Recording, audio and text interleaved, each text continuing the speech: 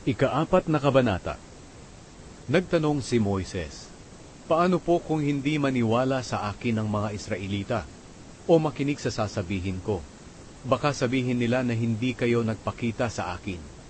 Sinabi sa kanya ng Panginoon, "Ano iyang hawak mo?" Sumagot si Moises, "Baston po." Sinabi ng Panginoon, "Ihagis mo sa lupa." Kaya inihagis ni Moises ang baston at naging ahas ito. Natakot si Moises, kaya napatakbo siya. Sinabi sa kanya ng Panginoon, "Hulihin mo ito sa buntot." Kaya hinuli ito ni Moises at muling naging baston. Sinabi ng Panginoon, "Gawin mo ang himalang ito para maniwala sila na ako ang Panginoon, ang Diyos ng mga ninuno nilang sina Abraham, Isaac at Jacob ay nagpakita sa iyo."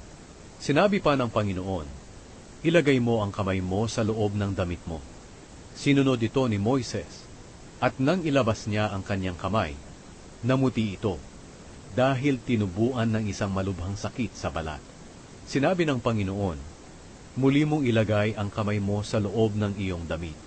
Sinunod ito ni Moises, at nang ilabas niya ito, maayos na muli ito, katulad ng ibang bahagi ng kanyang katawan. Pagkatapos sinabi ng Panginoon, "Kung hindi sila maniwala sa unang himala, sa ikalaway maniniwala na sila. Pero kung hindi pa rin sila maniwala sa iyo pagkatapos ng dalawang himala, kumuha ka ng tubig sa ilog ng Nilo, at ibuhos mo ito sa tuyong lupa, at magiging dugo ito." Sinabi ni Moises, "Panginoon, hindi po ako magaling magsalita.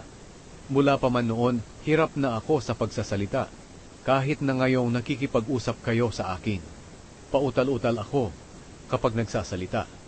Sinabi sa kanya ng Panginoon, "Sino ba ang gumawa ng bibig ng tao? Sino ba ang may kakayahang gawing bingi o pipi? Sino ba ang nagdidesisyon na makakita o mabulag siya? Hindi ba ako ang Panginoon? Kaya lumakad ka, dahil tutulungan kita sa pagsasalita at ituturo ko sa iyo ang mga sasabihin mo." Pero sinabi ni Moises, "O Panginoon, kung maaari po magpadala na lang kayo ng iba." Nagalit ng matindi ang Panginoon kay Moises, kaya sinabi niya, "O sige, si Aaron na lang na kapatid mo, na isang Levita ang siyang magsasalita para sa iyo. Alam kong mahusay siyang magsalita. Papunta na siya rito para makipagkita sa iyo.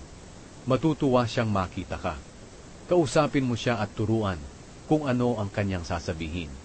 Tutulungan ko kayong dalawa sa pagsasalita, at tuturuan ko rin kayo kung ano ang gagawin ninyo. Si Aaron ang magsasalita sa mga tao para sa iyo. Turuan mo siya ng mga sasabihin niya na parang ikaw ang Diyos.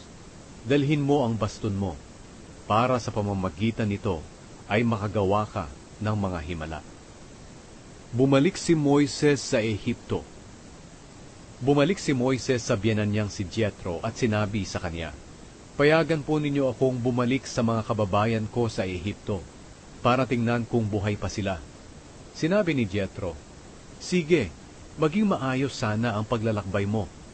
Bago umalis si Moises sa Midian, sinabi sa kanya ng Panginoon, "Bumalik ka na sa Ehipto. Patay na ang mga gustong pumatay sa iyo." Kaya kinuha ni Moises ang asawa niya at mga anak na lalaki, at pinasakay sa asno at bumalik sa Ehipto. Dinala rin niya ang baston na ipinapadala sa kanya ng Panginoon. Sinabi ng Panginoon kay Moises, "Pagdating mo sa Ehipto, gawin mo sa harapan ng Faraon ang lahat ng himalang ipinapagawa ko sa iyo. Binigyan kita ng kapangyarihang gawin iyan, pero patitigasin ko ang puso ng hari para hindi niya payagang umalis ang mga Israelita.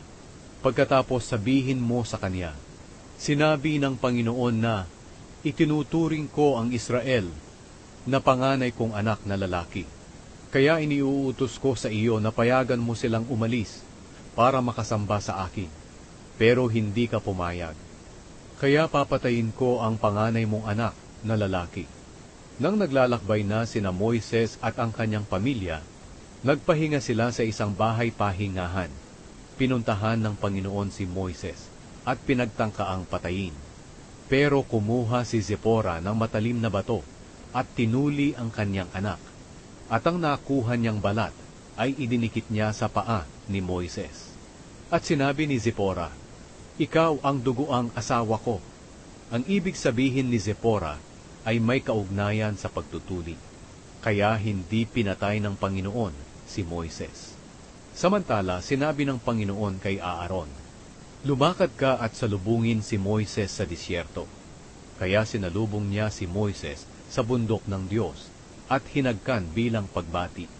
Sinabi ni Moises kay Aaron ang lahat ng iniutos ng Panginoon na sabihin niya, at ang lahat ng himalang iniutos ng Panginoon na gawin niya.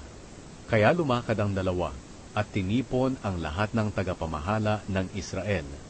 Sinabi sa kanila ni Aaron ang lahat ng sinabi ng Panginoon kay Moises. At ginawa ni Moises ang mga himala sa harap ng mga tao. At naniwala sila. Nang malaman nilang nagmamalasakit ang Panginoon sa kanila at nakikita niya ang mga paghihirap nila, lumuhod sila at sumamba sa Panginoon.